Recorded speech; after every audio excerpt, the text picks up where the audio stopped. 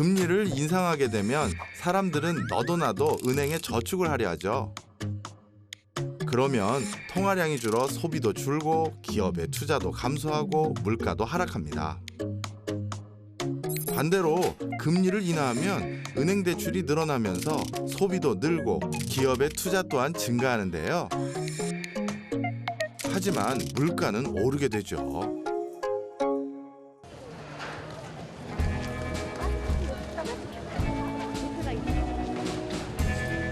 서민들의 체감 물가를 알기 위해선 재래시장만큼 빠른 곳이 없죠. 과연 상인들은 물가에 대해 어떻게 생각하고 있을까요? 네, 교수님 오늘 시장에 왔습니다. 예, 네. 오늘 네. 저희가 찾아온 곳은 교수님 학교 근처에 있는 네. 우리나라의 가장 대표적인 전통시장 한 곳에 왔는데요. 네. 오늘 물가 체험한다면서요? 네, 저희가 물가가 뭔지 알아보기 위해서 네. 한번 치킨집을 한번 가보겠다. 치맥. 역시 서민 음식하면 치킨이죠.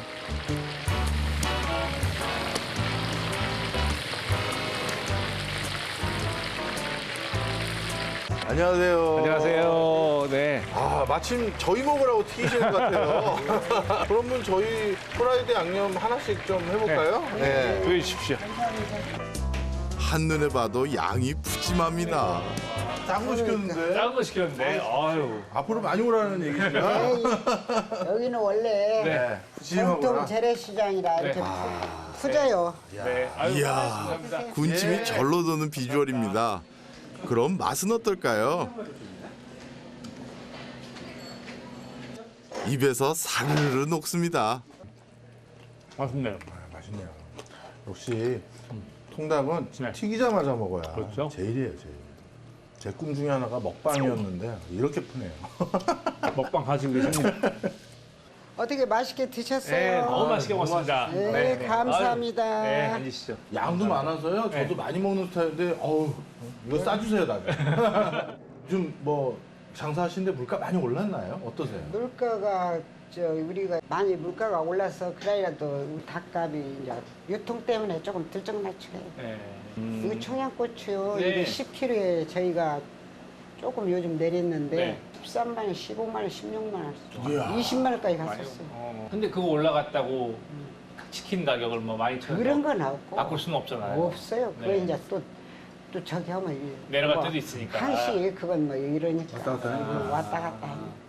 지금 우리 이런 야채들 중에서는 중국에서 수입해오는 게 꽤 많잖아요. 마늘 같은 경우. 이런 것들은 이제 조만간 중국에서 지금 공급이 제대로 안 되니까 또 그건 그래서 또 가격이 오르고요. 반대로 닭이나 또는 돼지나 소를 키우기 위해 필요한 사료를 만드는 사람들은 사료 가격이 푹 떨어졌어요. 이 참 물가라는 게 경제 상황이 바뀌면 엄청 오르는 데도 있고 또 엄청 내리는 떨어지는 데도 데도 있고. 소비자 물가지수는 약 400여 개의 항목들이 지표가 되는데요. 기준 연도를 중심으로 가격 변동을 산출하게 됩니다. 5년마다 기준 연도와 품목 등을 변경하고 경제정책 수립 등에 이용하게 되죠. 교수님은 수업 때 학생들에게 물가 어떻게 가르치세요? 물가요. 네. 어렵습니다. 사실 물가 되게 어려워해요. 그렇죠. 생각보다. 제가 알기로는요. 네, 네. 한국은행에서 그 한 품목 한 품목당 네. 가장 대표적인 가격군을 설정하기 위한 네. 또 다시 조사를 하는 걸로 알고 있습니다. 네, 네. 예를 들어서 호텔에서 통닭 시킨 것과 그렇죠. 비싸겠죠? 그렇죠. 재래시장에서 시킨 것과 그렇죠. 프랜차이즈가 있는데 다 다르죠. 예, 네. 우리가 일반적으로 소비 생활, 일반적인 생활을 하는데 직면하는 통닭 가격은 프랜차이즈잖아요. 가장 우리나라에서 대표성 있는 프랜차이즈 몇 개를 바탕으로 해서 그렇죠. 네. 평균을 내서 맞습니다. 통닭 가격을 집계하는 게 통상적이죠. 네. 예. 그걸 정해놓고 네. 그걸 가지고 상당히 오랜 시간 동안 같은 가게에서 맞습니다. 네, 네. 같은 장소에 위치한 가게에 가서 계속 가끔씩 가서 조사를 합니다. 어느 순간 이거 들어가야 된다라는 항목 하나 제가 추천드릴 수 있어요. 어떤 거요? 제가 학생들에게 제일 선물 많이 받는 건데 이모티콘. 가능합니다. 네, 가능하죠. 네.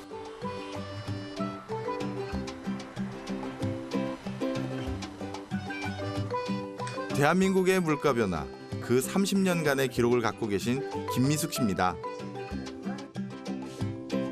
그 오랜 시간을 하루도 빼놓지 않고 가계부를 적으셨다는데요. 정말 대단하시죠? 아코디언처럼 주르르 펼쳐진 종이엔 그동안 잊고 지냈던 대한민국 역사 속 물가들이 담겨 있습니다. 승차권을 제가 10장에 1,400원 줬어요. 그러니까 한 장에 140원이죠. 근데 요즘에 지금 교통비가 한 1,200~300원 또 300원 정도 하니까 한 9배 이상이 올랐다고 볼 수 있겠죠. 그렇다면 10년간의 물가 변화를 한번 비교해 볼까요? 짜장면은 한 그릇에 2,700원에서 3,000원으로 그닥 차이가 없습니다. 이번엔 삼겹살 가격인데요. 100g으로 계산했을 때 92년도엔 450원, 98년도엔 768원, 2013년도엔 967원. 해마다 꾸준히 상승했습니다. 품목마다 다른 물가 상승률이지만 그래도 대부분 꾸준히 오르고 있는데요. 하지만 이와는 반대로 내리는 것이 있습니다. 바로 금리입니다.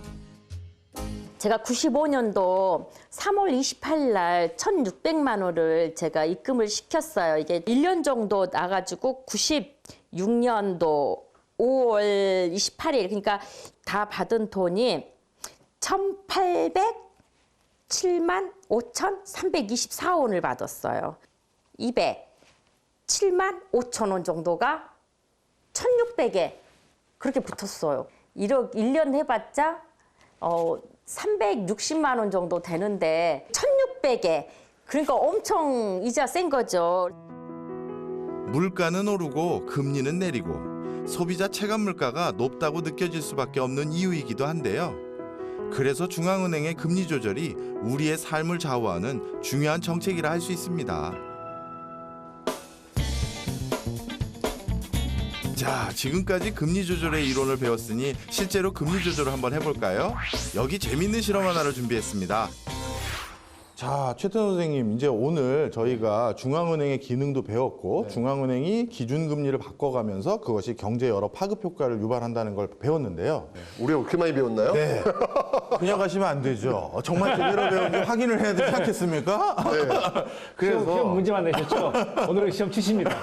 뭔데요? 자, 그래서 미국 연준의 지방은행 중에 한 곳에서 만들어낸 간단한 게임인데요. 그러니까 이 숫자가 일로 가면 금리를 낮춘 것이고 숫자가 일로 가면 금리를 높인 거가 되겠죠. 네. 자, 이렇게 금리를 조정하게 되면 그것이 바로 실물 부분에 어떤 영향을 미치는지를 두 가지로 보려고 하는데요. 위에 나와 있는 이 파란색 선은 바로 실업률이에요.